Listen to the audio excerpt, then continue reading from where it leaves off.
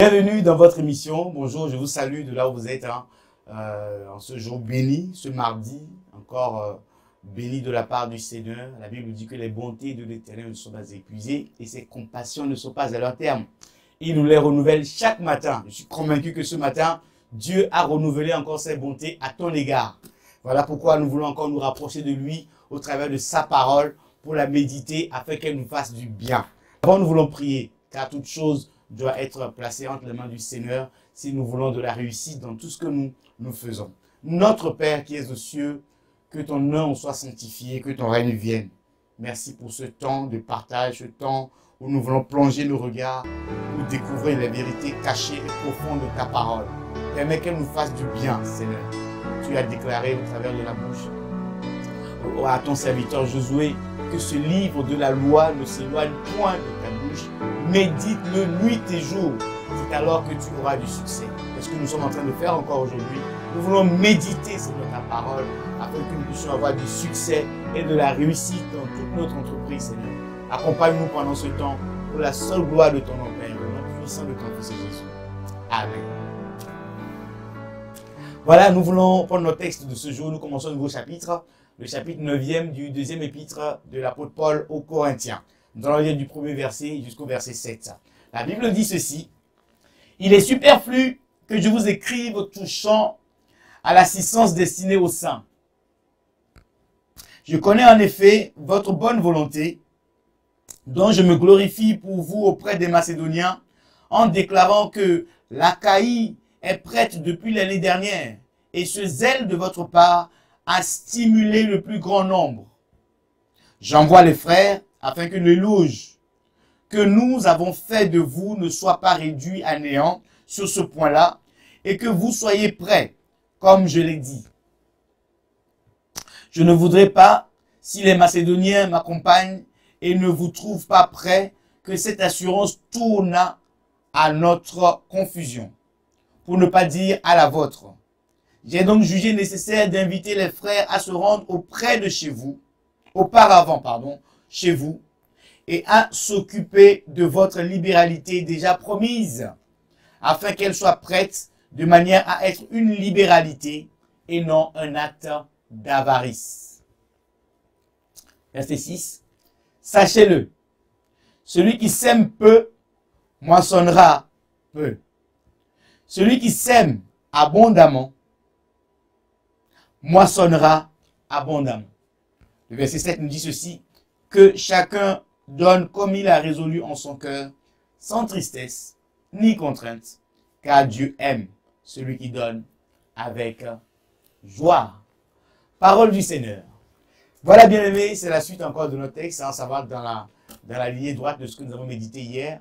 Il est toujours question dans ce texte, tout le chapitre 8 déjà, il a été de la collecte, des offrandes, des libéralités et du zèle que nous devons manifester autour de cela.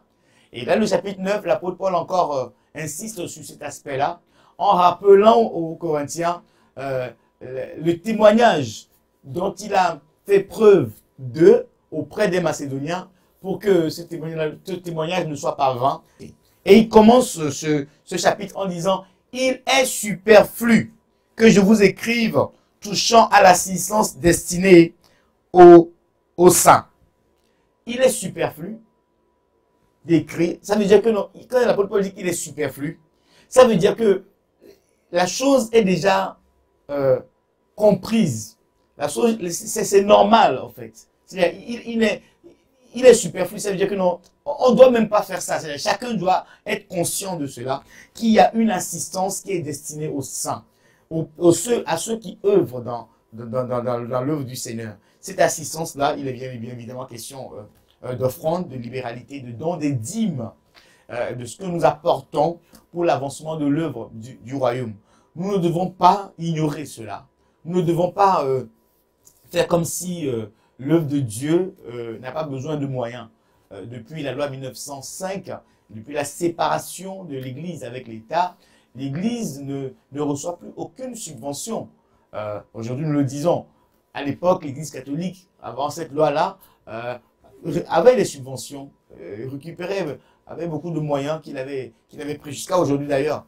Mais toutes les autres églises qui sont arrivées après, les églises protestantes, évangéliques, toutes ces choses, il n'y a aucune subvention de la part de l'État, et ce qui est normal d'ailleurs, parce que quand l'État va commencer à subventionner, l'État va vouloir contrôler ce qui est prêché, il va contrôler tout ce qui va avec, et ce n'est pas normal. L'église doit rester théocratique, et Dieu doit avoir son autorité établie dans l'église. Voilà pourquoi l'assistance d'un saint, l'accompagnement dans l'œuvre, le soutien, toutes ces choses sont primordiales et importantes pour l'avancement de l'œuvre du royaume. Et c'est ce que l'apôtre Paul insiste ici en parlant un peu du zèle des Macédoniens et des Corinthiens également. Il dit dont je me glorifie pour vous auprès des Macédoniens en déclarant depuis la cahier près depuis l'année dernière, et ce zèle de votre part a stimulé le plus grand nombre. J'envoie les frères afin que l'éloge que nous avons fait de vous ne soit pas réduit à néant sur ce point-là, et que vous soyez prêts, comme je l'ai dit. Je ne voudrais pas, si les Macédoniens m'accompagnent et ne vous trouvent pas prêts, que cette assurance tournât à votre confusion, pour ne pas dire à la vôtre. Donc j'ai donc jugé d'envoyer les frères. Ce que je vais partager principalement, c'est le verset 6 qui dit « Sachez-le, celui qui sème peu, moissonnera peu. Celui qui sème abondamment, moissonnera abondamment. » On parle de semence ici. La semence, la Bible dit, Dieu est celui qui donne la semence au semeur. Il ne donne pas la semence au moissonneur. Il ne donne pas la semence au boulanger qui mange le pain. Mais il donne la semence à celui qui sème. Ça, c'est la parole de Dieu. Quand Dieu dit que celui qui sème peu, moissonnera peu, il est question de la semence. La semence, c'est l'offrande que nous donnons. L'offrande, c'est non seulement l'argent que nous apportons, mais nous pouvons semer notre temps dans la prière. Nous semons notre énergie, notre expertise, notre intelligence. Nous semons tout cela pour l'œuvre du Seigneur. C'est cette semence-là dont il est question. Où est-ce que tu en es aujourd'hui par rapport à ces semences et à ces libéralités? Celui qui sème peu, moissonnera peu. Tu ne peux pas t'attendre à avoir un résultat énorme si tu passes très peu de temps dans la prière. Tu sèmes peu et tu veux avoir un résultat comme ça. Non. Quand on sème peu, la moisson sera peu. Mais quand on prend le temps de semer abondamment, on s'investit. Ne vous étonnez pas que ceux qui sont tout le temps investis dans l'œuvre soient bénis, parce que le Seigneur est juste et fidèle. C'est sa parole. Celui qui sème abondamment, moissonnera abondamment. Je veux encourager quelqu'un à revoir un peu toute sa vision, toute sa philosophie, j'ai envie de dire, concernant la semence que nous apportons. En termes d'offrande, de dîme, de libéralité, mais en termes de temps également. En termes de temps que nous consacrons à Dieu dans sa parole, dans la prière, dans la méditation, dans le service de Dieu. Tout ça, c'est les semences. Il dit que chacun donne comme il a résolu en son cœur. Là, on est revenu à l'offrande. Celui qui sème peu moissonnera peu. Que chacun donne comme il a résolu dans son cœur. Quand tu sors de la maison, prépare déjà ton offrande. Quand tu viens à l'église, prépare tes enfants. Prépare tout ce qu'il y a autour de toi pour que cela ne soit pas une contrainte. Que cela ne soit pas un acte d'avarice. Mais qu'on sente vraiment qu'il y a l'amour. L'amour derrière ce que tu es en train de faire. C'est vrai que aujourd'hui, l'église est en train de souffrir de ça. C'est vrai qu'il y a beaucoup d'histoires que nous entendons aujourd'hui, beaucoup de déceptions, des personnes qui font de l'argent un sujet de prédilection dans l'œuvre. Non, l'argent ne doit pas être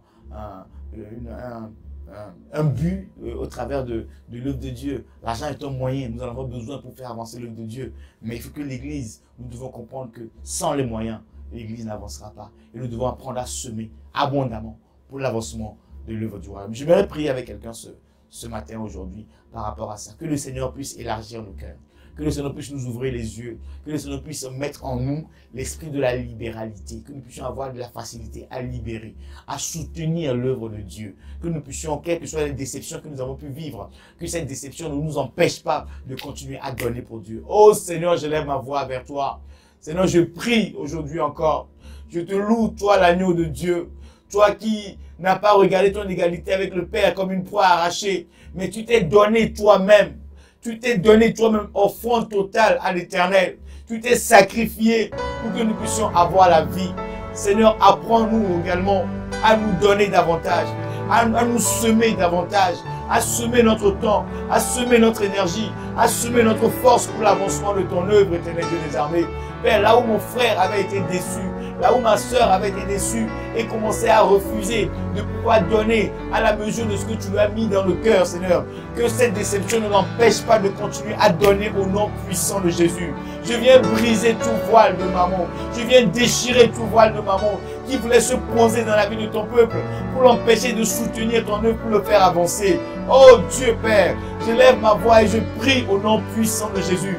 Fais grâce à mon frère, fais grâce à ma soeur. Que les portes qui étaient fermées s'ouvrent, que ta gloire se manifeste, Seigneur mon Dieu. Accomplis pleinement ta volonté et donne les moyens afin que nous puissions semer davantage.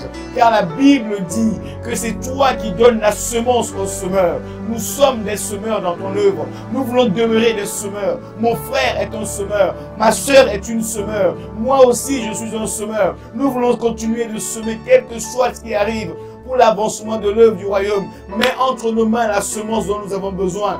Mets entre nos mains la semence dont nous avons besoin. Aujourd'hui encore et dans les jours à venir, afin que nous puissions toujours avoir de la joie pour donner, car toi tu aimes ceux qui donnent avec joie. Nous voulons soutenir ton œuvre, nous voulons faire avancer ton œuvre, nous voulons Seigneur déclarer que tant que tu nous béniras, ton œuvre ne manquera pas de moyens pour son avancement.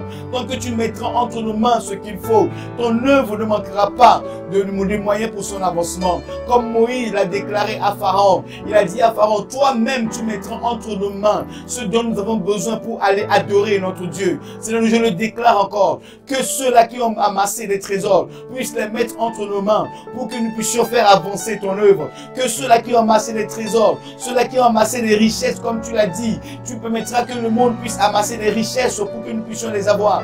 Permets, Seigneur mon Dieu, que ces richesses puissent venir dans nos mains pour que nous puissions soutenir ton œuvre, ô Dieu de grâce. Toi qui donnes la semence aux semeurs, accorde-nous encore davantage la semence pour que nous puissions faire avancer ton œuvre. Père, je suis en train de prier. Là où un voile avait été posé, que cela soit ôté. Je suis en train de prier. Là où la sécheresse était en train de gagner, que la sécheresse recule au nom puissant de Jésus. Que la sécheresse recule au nom puissant de Jésus. Là où les dévoreurs étaient en train de dévorer, que cela cesse maintenant au nom puissant de Jésus. Que la liberté puisse revenir dans les dîmes, dans les offrandes, dans les libéralités, dans toutes les sortes de semences, Seigneur, que tu veux que nous puissions apporter pour l'avancement de ton œuvre. Oh Dieu, notre Père, fais-nous grâce maintenant. Tous les faux raisonnements, je me lève contre eux maintenant et je les renverse au nom puissant de Jésus. Tous les faux raisonnements qui se lèvent contre la manifestation du règne de Dieu, contre l'esprit de semer dans l'église, tous ces faux raisonnements qui se lèvent, je les brise et je les renverse au nom puissant de Jésus. Je proclame un cœur de libéralité dans l'église, un cœur de libéralité dans l'église, que mon frère puisse avoir un cœur de libéralité, que ma soeur puisse avoir un cœur de libéralité, pour la seule gloire de ton nom. Alors, nous sommes les semeurs, nous sommes ceux sur qui tu peux compter pour l'avancement de ton œuvre. Mets entre nos mains ce dont nous avons besoin pour cela. Reçois l'honneur qui t'est dû. Reçois la gloire qui te revient à ton seul Père. Au nom puissant de ton Fils Jésus, nous disons Amen. Voilà, bien aimés, nous avons fini notre émission de ce jour. Je t'encourage à continuer à donner, à libérer. Dieu donne la semence au semeur. Et celui qui sème peu, moissonnera peu. Celui qui sème abondamment, moissonnera abondamment. Continue de semer. Continue de faire du bien autour de toi. Comme Corneille, il a continué de faire du bien et il a reçu la visitation d'un ange.